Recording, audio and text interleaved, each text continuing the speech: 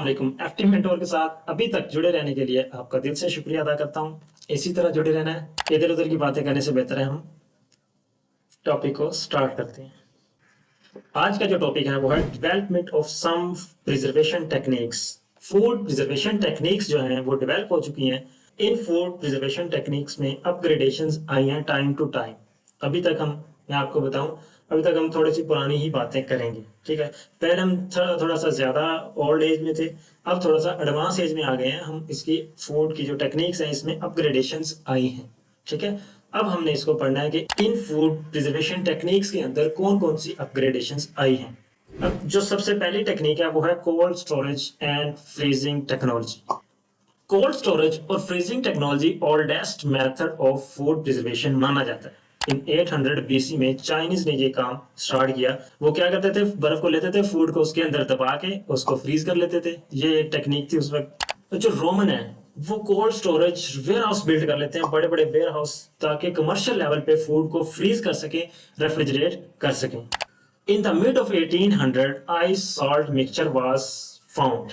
पहले आइस को, अकेली आइस को यूज कर रहे थे, उसको फूड को प्रिजर्व करने के लिए, फ्रीज करने के लिए, या उसको कोल्ड स्टोरेज एनवायरनमेंट देने के लिए आइस को यूज करते थे, क्योंकि अब आइस थोड़ी देर तक पिघल जाती है।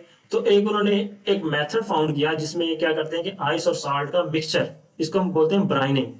ब्राइन जो आइस और साल्ट का वो मिक्सचर वो बनाते हैं। उसको बनाने से क्या होता है कि उसका जो टेम्परेचर है वो माइनस में चला जाता है, और उसका जो आइस का जो फ्रीजिंग पॉइंट है वो मेंटेन रहता है। आपने मोस्टली लोकल लेवल पे देखा होगा, रेडियो में जो आइस पे वो फ्रीज कर रहे थे, एक मोल्ड सा बनाया था आइस का, उसके उस मोल्ड के अंदर से निकाल के हमें कुल्फियां दे रहे होते हैं और कहते हैं जी खोए मलाई वाली कुल्फी। वो एक्चुअली जो उसके अंदर बर्फ है वो आइस और साल्ट का मिक्सचर होता है। ये ओल्ड फूड प्रिजर्वेशन टेक्निक ही है। 19वीं सदी की अगर हम बात करें तो मैकेनिकल रेफ्रिजरेशन सिस्टम इंट्रोड्यूस हो जाता है। अब मैकेनिकल रेफ्रिजरेशन सिस्टम कहाँ पे यूज होता है? कमर्शियल लेवल पे यूज हो जाता है। इसमें मशीनों का यूज किया जाता है उसके एनवायरमेंटल टेम्परेचर को कम करने के लिए। एक क्लोज सिस्टम के अंदर किसी भी एरिया का इन्वायरमेंटल टेम्परेचर उसको कम किया जाता है, फ्रीजिंग टेम्परेचर पे या कोल्ड एनवायरमेंट बनाया जाता है, ताकि उसमें फूड को स्टोर करें और फ्रीज करके उसकी लाइफ को बढ़ाया जा सके। तो ये कमर्शियल लेवल पे कब स्टार्ट हुआ? ये 19th सेंचुरी में स्टार्ट हुआ। इन 1922 क्विक फ्रीजिंग प्रोसेस और उसके क्विक फ्रीजिंग मेथड के जो इक्विपमेंट है वो डिजाइन होना शुरू हो गए। अब क्विक फ्रीजिंग प्रोसेस क्या है इसकी डिटेल में हम नहीं जाने वाले, क्योंकि फूड प्रोसेसिंग एंड प्रिजर्वेशन की बुक में हम इसको डिटेल के साथ स्टडी करेंगे। इस पे पूरा चैप्टर है। इस टॉपिक से जस्ट हम इसका थोड़ा सा ओवरव्यू लेंगे। ये प्रिजर्वेशन टेक्निक्स जितनी भी हैं, इन प्रिजर्वेशन टेक्निक्स को हम डिटेल के साथ पढ़ेंगे फूड प्रोसेसिंग एंड प्रिजर्वेशन की बुक के अंदर। राइट ही होगा। इन 1913 होम रेफ्रिजरेटर वाज, जो दूसरे नंबर पे टेक्निक है जिसमें अपग्रेडेशन आई वो है ड्राइंग एंड डिहाइड्रेशन। अगर हम मकसद की बात करें, ड्राइंग एंड डिहाइड्रेशन दोनों का मकसद एक ही है, वो है रिमूवल ऑफ मॉइस्चर। मॉइस्चर को रिमूव करना, इवेपोरेट करना फ्रॉम एनी फूड। जिस तरह हम सबको पता है, जिस फूड के अंदर मॉइस्चर ज्यादा होगा, moisture is the cause of spoilage, वो फूड उतना ही जल्दी खराब होगी, मीन के उसकी लाइफ उतनी ही कम होगी। अब ड्राइंग एंड डिहाइड्रेशन दोनों का मकसद एक है, तो इन दोनों टेक्निक्स में क्या फर्क है?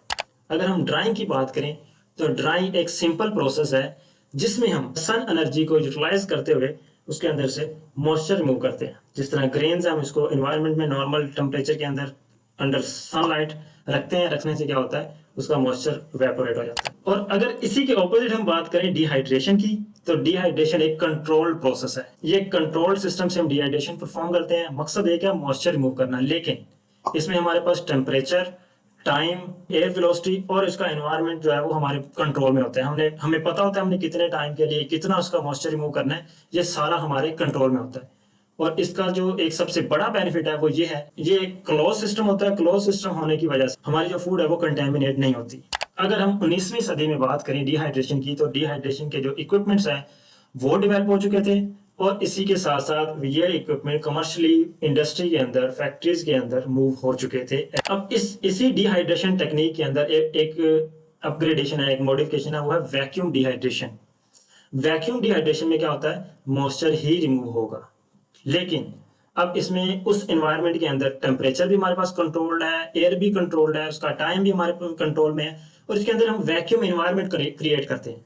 हर चीज पे एक एटमॉस्फेयर का एक प्रेशर होता है, उस प्रेशर को हम कम करते हैं। एक क्लोज सिस्टम के अंदर वैक्यूम जनरेट करते हैं। अब वैक्यूम जनरेट होने से अगर किसी का टेम्परेचर जो बॉइलिंग टेम्परेचर या वेपोरेशन टेम्परेचर हाई है वो लो हो जाता है। अब इसका जो एक बड़ा बेनिफिट है वो ये है, वैक्यूम डिहाइड्रेशन से जो इंग्रेडिएंट है उनका लॉस नहीं होता। तो हम कह सकते हैं कि वैक्यूम डिहाइड्रेशन से क्वालिटी का लॉस बचता है। फ्रीज ड्राइंग ये भी डिहाइड्रेशन की ही एक टेक्निक है, एडवांस टेक्निक है। इसमें क्या होता है, सब्लिमेशन प्रोसेस से काम लिया जाता है। सब्लिमेशन प्रोसेस क्या होता है? सब्लिमेशन को समझने से पहले एक छोटा सा प्रोसेस आप समझ लें। जो वाटर है उसकी 3 स्टेट्स होती है।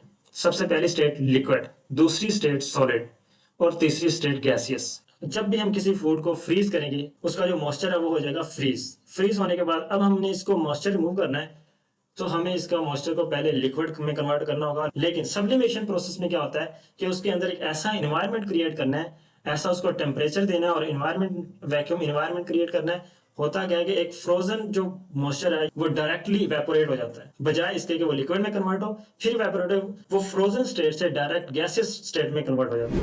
जो नेक्स्ट हमारे पास अपग्रेडेशन आई है वो है फ्लोर मिलिंग टेक्निक में। सीरियल ग्रेन्स को यूज करते हुए हम फ्लोर बनाते हैं।